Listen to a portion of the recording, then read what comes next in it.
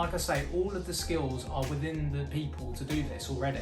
We're already doing it, we're just doing it under the employment of a country or a government, right? So what we're doing is we're just basically taking responsibility and self-governing ultimately, but we just have local administrations, the administrations that would basically coordinate, okay, we need some people to go and spend a few hours, this number of people spending a few hours doing these types of roles here, to obviously build back these parts into a new, better way, and these new housing, which is going to be beautiful.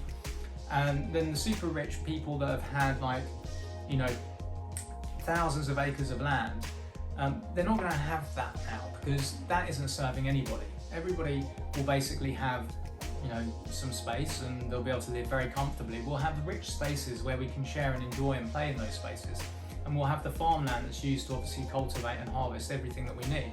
And we're going to be bringing back all of the heirloom seeds, so that we'll have more, you know, of the original seeds that are abundant. Every time you use the seeds, you can then obviously produce, you know, fruits and vegetables, and then the next year use the seeds from those fruits and vegetables again and again and again and again, and just keep on growing and exceeding it. So there's no shortage of anything. The pollution and everything, we're going to have systems to create really neat ways and clean ways to actually resolve that pollution problem. Again, the issues came with restriction on funding, so now we don't have restriction on funding anymore. All of that stuff is solved. In terms of the law side of things, people wonder, well, what about all these legislations? Don't we need them? Don't these legislations protect people? No, they don't. They actually cause a lot of stress and a lot of pain for no reason. The only law that counts is do no harm to another, and providing you don't do any harm to another, you can have all of the freedom that you wish.